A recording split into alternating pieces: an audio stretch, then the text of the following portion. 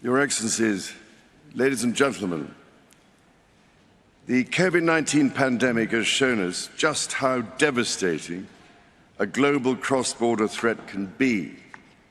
Climate change and biodiversity loss are no different. In fact, they pose an even greater existential threat, to the extent that we have to put ourselves on what might be called a warlike footing. Having myself had the opportunity of consulting many of you over these past 18 months, I know you all carry a heavy burden on your shoulders, and you do not need me to tell you that the eyes and hopes of the world are upon you, to act with all dispatch and decisively, because time has quite literally run out. The recent IPCC report gave us a clear diagnosis of the scale of the problem. We know what we must do. With a growing global population creating ever-increasing demand on the planet's finite resources, we have to reduce emissions urgently and take action to tackle the carbon already in the atmosphere, including from coal-fired power stations.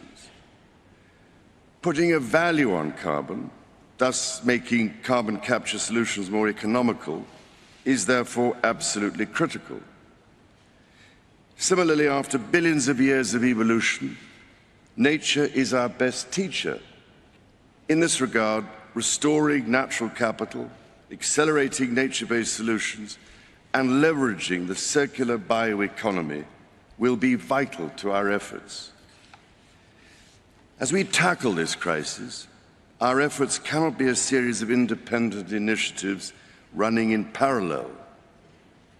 The scale and scope of the threat we face call for a global systems-level solution based on radically transforming our current fossil fuel-based economy to one that is genuinely renewable and sustainable. So, ladies and gentlemen, my plea today is for countries to come together to create the environment that enables every sector of industry to take the action required. We know this will take trillions, not billions of dollars. We also know that countries, many of whom are burdened by growing levels of debt, simply cannot afford to go green. Here we need a vast military-style campaign to marshal the strength of the global private sector, with trillions at its disposal, far beyond global GDP, and with the greatest respect, beyond even the governments of the world's leaders. It offers the only real prospect of achieving fundamental economic transition. So, how do we do it? First, how do we get the private sector all pulling in the same direction? After nearly 2 years now of consultation, CEOs have told me that we need to bring together global industries to map out, in very practical terms, what it will take to make the transition. We know from the pandemic that the private sector can speed up timelines dramatically when everyone agrees on the urgency and the direction.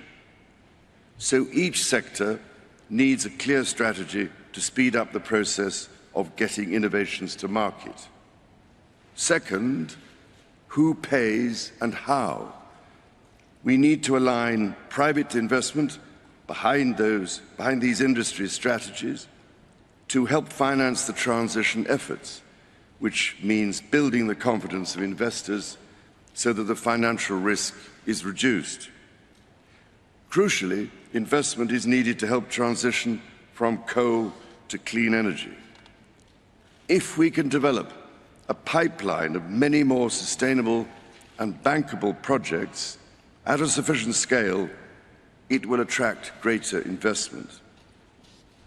Third, which switches do we flick to enable these objectives?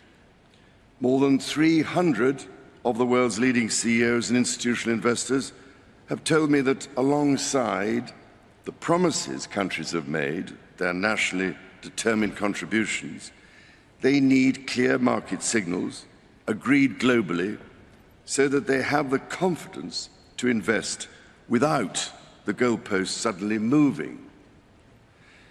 This is the framework I've offered in the Terracotta Roadmap, created by my Sustainable Markets Initiative, with nearly 100 specific actions for acceleration.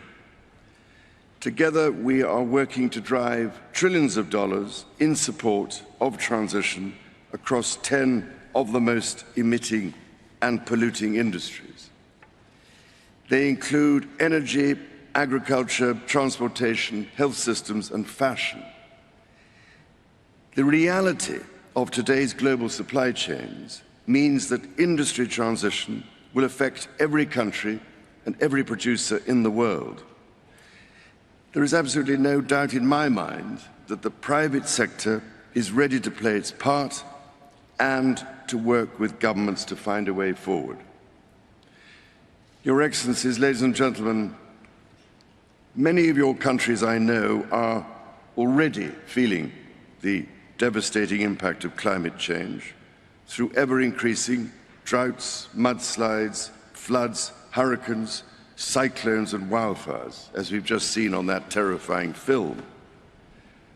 Any leader who has had to confront such life-threatening challenges knows that the cost of inaction is far greater than the cost of prevention. So I can only urge you, as the world's decision makers, to find practical ways of overcoming differences so we can all get down to work together to rescue this precious planet and save the threatened future of our young people. Thank you, ladies and gentlemen.